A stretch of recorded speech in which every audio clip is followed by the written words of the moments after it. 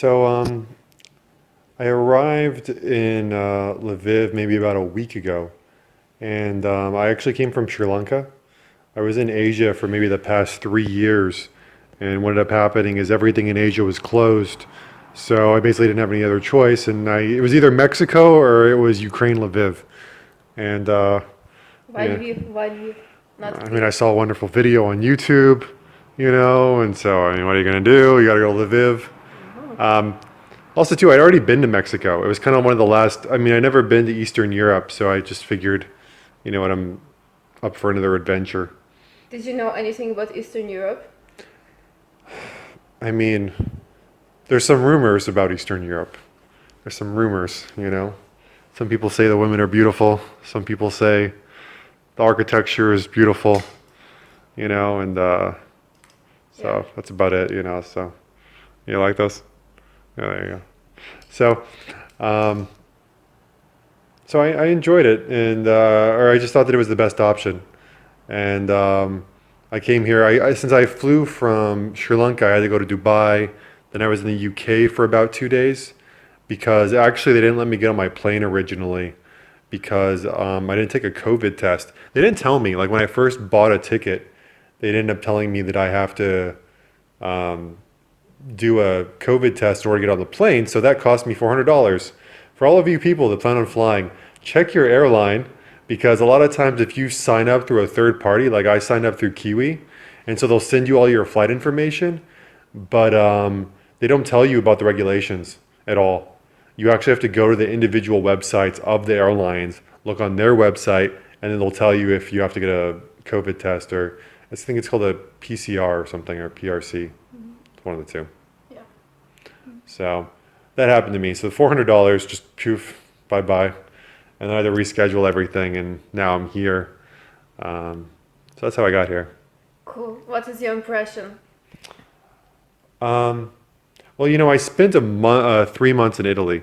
So a lot of it, just kind of reminds me of Italy with a lot of the architecture. Um, always, because I grew up in Los Angeles, California.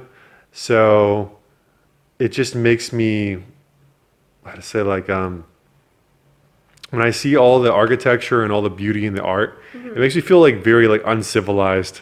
Like LA is just crazy and chaotic and homeless people, and then you come here and it's like these beautiful statues and this just I don't know, everything is much more like the cobblestone streets and all that. I just think is really cool, and so I mean it's much more enjoyable as far as just like decor and architecture and all that stuff.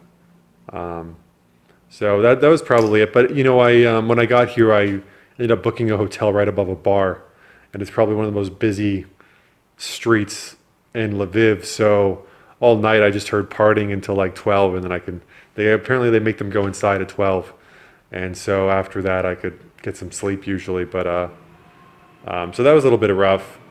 But I probably should have known better. But it was kind of like one of the cheaper places that I could book while still being in the city, because I still haven't really been outside of the center of Lviv, so I'm not really sure what it's like over there. But I don't know. At least in the center is nice, and so I wanted to be here. What are your cultural experiences so far? Um, Any, if any? Cultural experiences.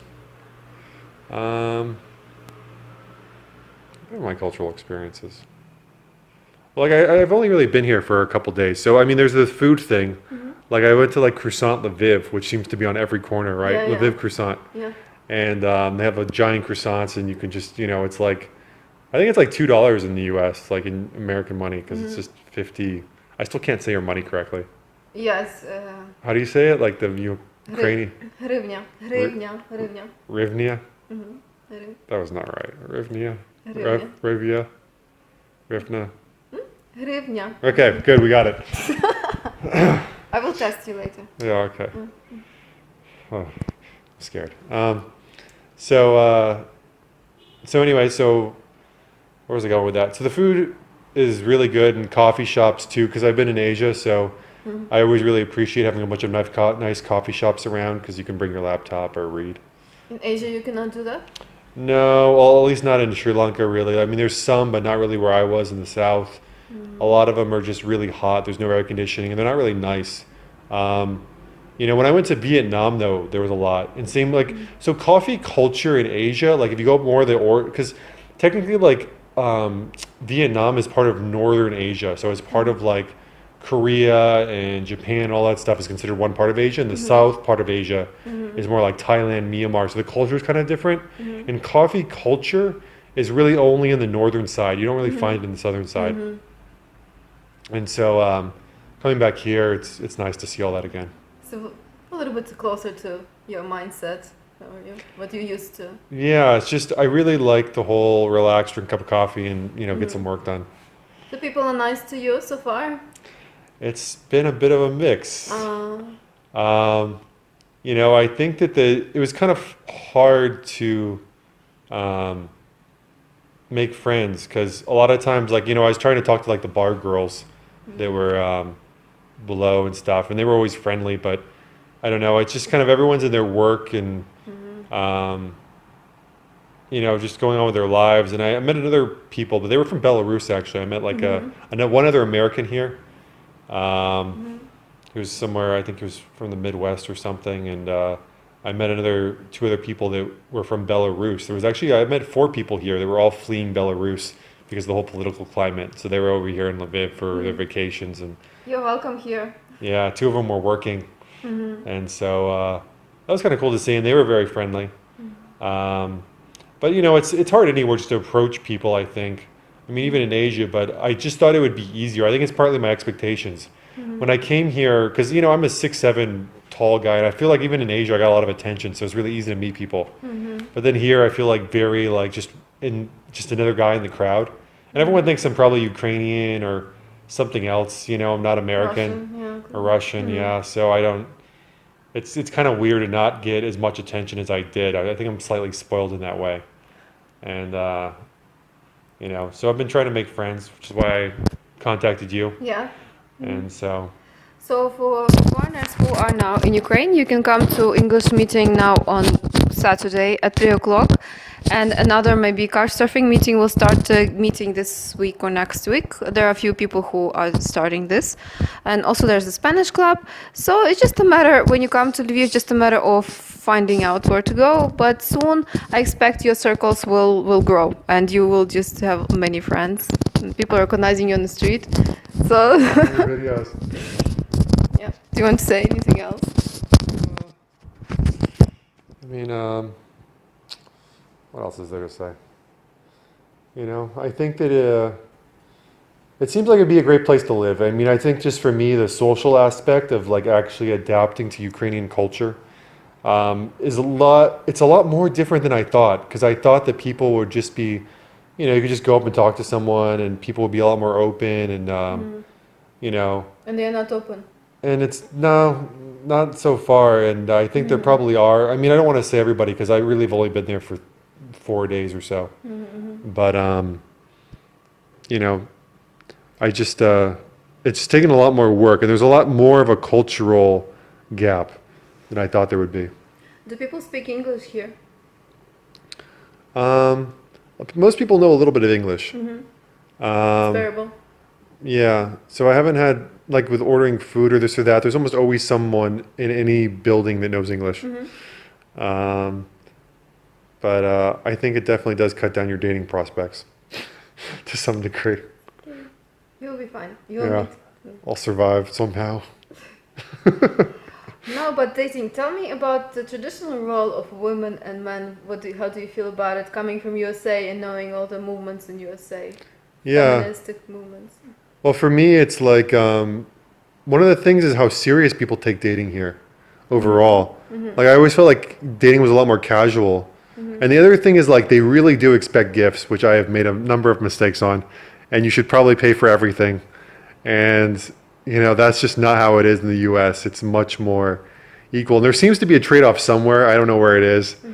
Where, I don't know, I guess women are supposed to be more submissive here, but I don't know if it's actually true or not. Or if it's just men pay for everything, there's nothing in return. There might be a little bit of that. But it's good if you expect submissive, yes?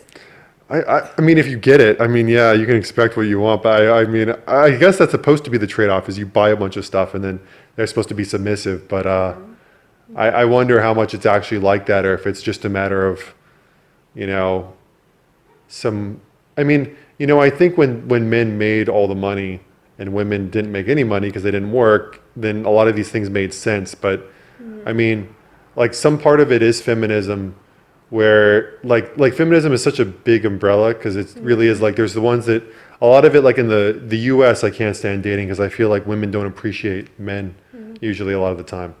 And I don't think they really appreciate um, I don't know like it seems to be like the differences in the genders because there are differences in the genders and if you don't recognize that and work towards that then neither person's going to be happy.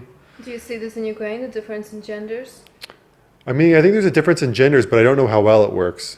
Like, I don't know if it's just like men are buying stuff and there's no real trade-off. I mean, I think since I've always been kind of more conservative, I think that I can see the value in taking dating seriously, you know? But it does make it hard. Like, if you plan on just meeting girls and coming to Ukraine, I don't really think that most guys will probably not be successful unless you're rich. It's just, I don't think it's going to happen, you know? Because also too, man, there's a lot of good-looking Ukrainian guys, like a lot of tall guys, a lot of well-built guys, and I don't know. It's kind of like, I would think that a lot of guys would have a hard time here dating these women, even though they're gorgeous, you know. So I wish you to find a beautiful girl and to be happy where you will end up. Thank you. And yeah, I guess this is all we wanted to say. Yeah, I guess that's it. Yeah. It's wonderful meeting you. I promise it will be a short video. Thank you for doing this video with me. Please like this video and please subscribe to this channel. I see you soon. Bye. Bye.